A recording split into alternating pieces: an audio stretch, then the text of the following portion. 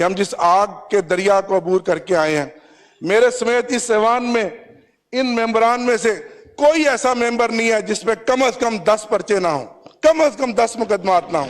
आप ऐवान की बालादस्ती की बात करते हैं, ठीक कहा मेरे भाई ने, ताकत का सर चश्मा आवाम है। ये सब किताबी बातें हैं। इस मुल्क में मैटर वो करता है वोट डालने वाले नहीं, वोट गिनने वाले। और ये साबित हुआ है कि वोट डालने वालों के मैंडेट का यहां ना लिहाज किया गया, ना एहतराम किया गया, ना उनकी उस वोट की ताकत के मैंडेट को तस्लीम किया गया। ये इलेक्शन नहीं था, ये सिलेक्शन थी, और ये सिलेक्शन ऑक्शन के जरिए की जा रही थी कि मोहम्मद से वफा तूने तो हम तेरे हैं, ये जहान चीज है क्या लोहो कलम तेरे हैं। जनाब सरदार अयाज सादिक साहब, जनाब स्पीकर, मैं आपको दिल की अता गहराइयों से मुबारकबाद पेश करता हूं।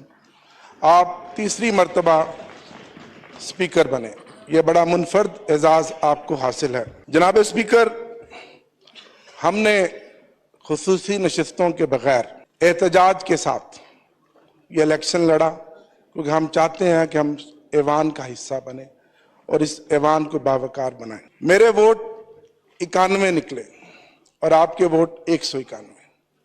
मैं सिंगल पार्टी हूं और आप 7 पार्टियां हैं।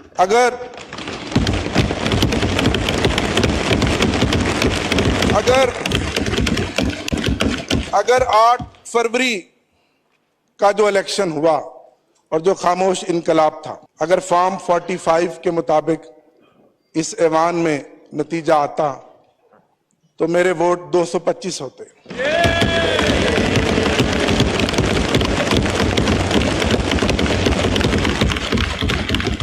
आठ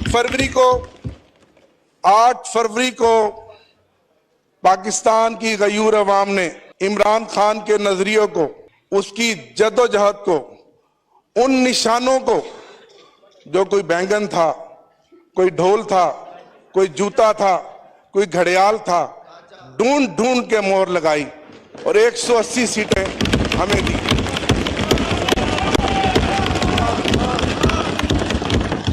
और फिर क्या हुआ? एक इलेक्शन 9 फरवरी को हुआ और आप जानते हैं, आपकी क़यादत जानती है कि फॉर्म 47 के जरिए हमारे मैंडेट पे डाका डाला गया और 80 कौमी असम्बली की सीटें हमसे छीनी गईं। जनाब स्पीकर, अगर वो 180 सीटें हों और हमारी खुसूसी नशिस्तें हों तो आज भी तहरीक इंसाफ इस ऐवान की सबसे बड़ी अकेली सिंगल लार्जर पार्टी है। मैं इस पार्टी का चीफ विप रहा हूं। मुझे फिर खान साहब ने, मेरे कायद ने चीफ विप बनाया। काउंटिंग मेरा काम है, आप जानते हैं। मैं 225 सीटों के साथ आज इस ऐवान में खड़ा हूं।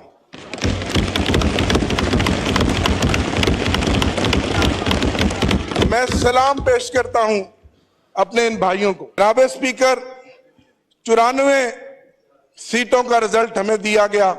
एक शख्स लोटा बन गया, 2 के नोटिफिकेशन रोके हुए हैं।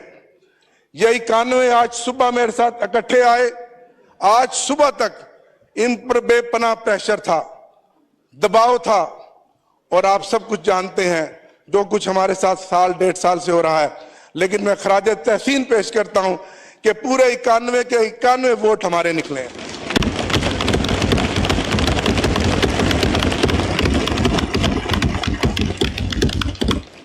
बावजूद इसके कि मेरे समेत, जनाब स्पीकर, ये मौजज़ा है कि हम जिस आग के दरिया को अबूर करके आए हैं, मेरे समेत इस ऐवान में इन मेंबरान में से कोई ऐसा मेंबर नहीं है जिसमें कम से कम 10 पर्चे ना हो, कम से कम 10 मुकदमात ना हो।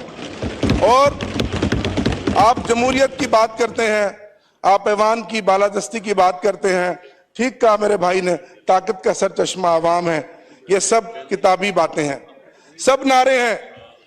मुझे अपने एक दोस्त की बात याद आ गई कि कितने अफसोस की बात है, यहां बहुत सीनियर्स बैठे हैं, कि जिसने कहा नहीं जनाब, इस मुल्क में मैटर वो करता है वोट डालने वाले नहीं, वोट गिनने वाले।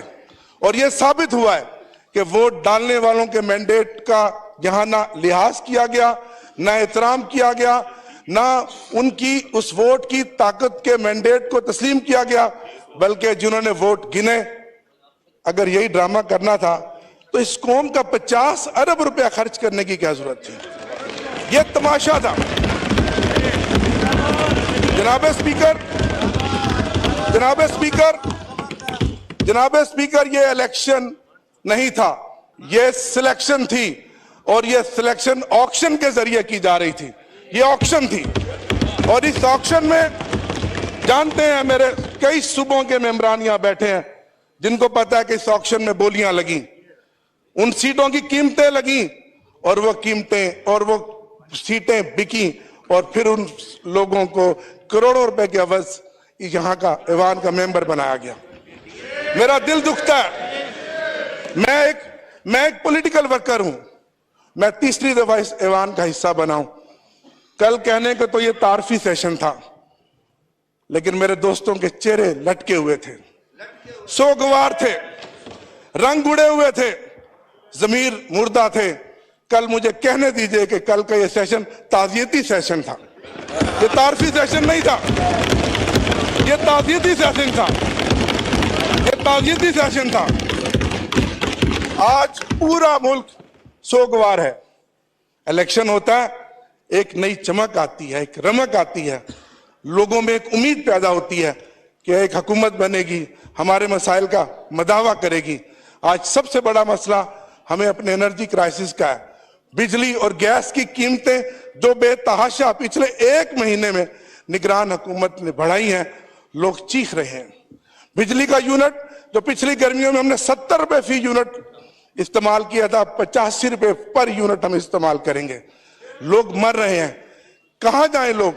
आप कहते हैं हम इस ऐवान को बालादस्त बनाएंगे। ये ऐवान बालादस्त बनेगा जो हमारे मैंडेट को चोरी करके बैठा हुआ है।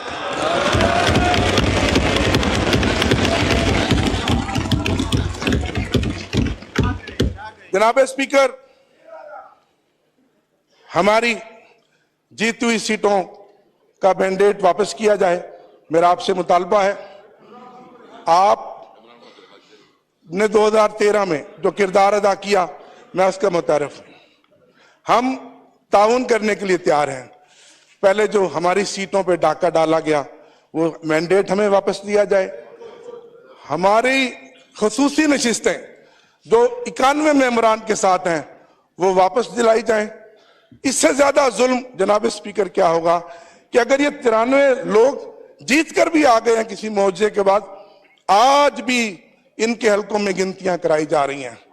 कल एक मेरा मेंबर फैसलाबाद में उसकी रिकाउंटिंग करवाई गई, जबकि आप जानते हैं ट्रिब्यूनल्स बन गए हैं।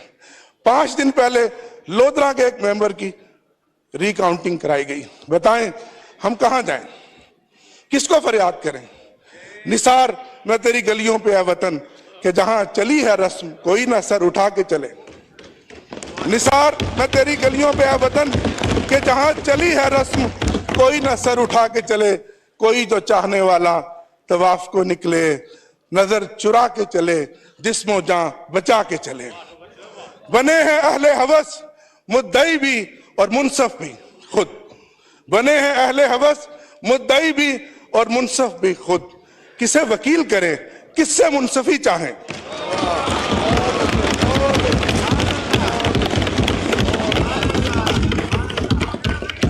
जनाब स्पीकर, मैं इस मौका पर खराज तहसीन पेश करूंगा। खासतौर पे मेरा पैगाम है उन लोगों को जो कहते थे कि इमरान खान के नाम पे कांटा लग गया है। आपने देखा कल और आज, आपने देखा कल और आज इस ऐवान में जो कांटा लगाने वाले आंखें खोल कर देखें, कल और आज इस ऐवान में इमरान खान की तस्वीरों के साथ, नारों के साथ यह ऐवान गूंज रहा है।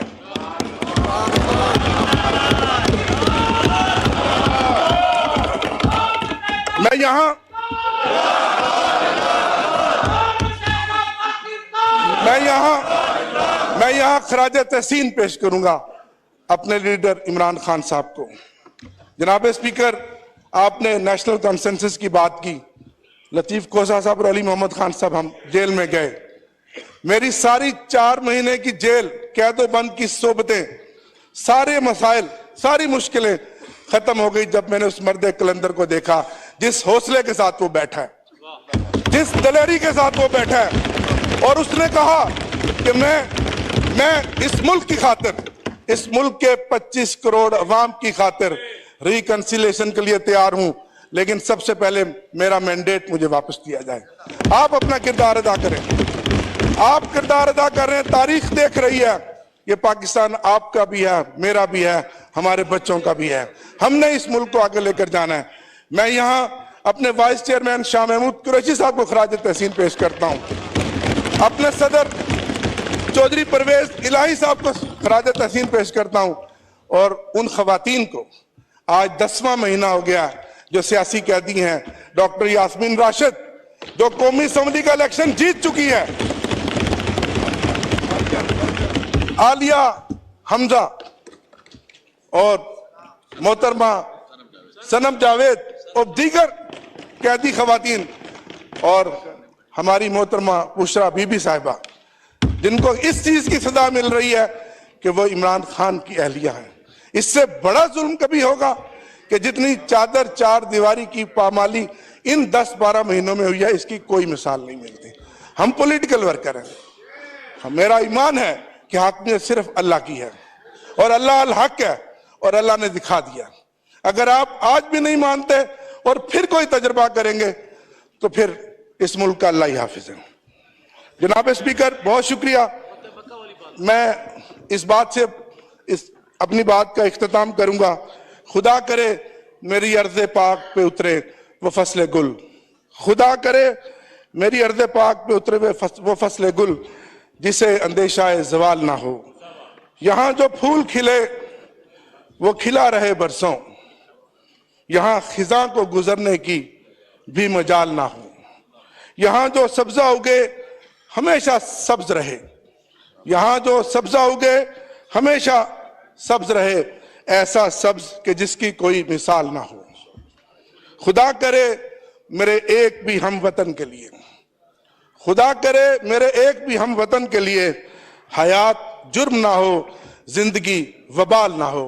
इमरान खान जिंदाबाद, पाकिस्तान पाइंदाबाद। बहुत शुक्रिया।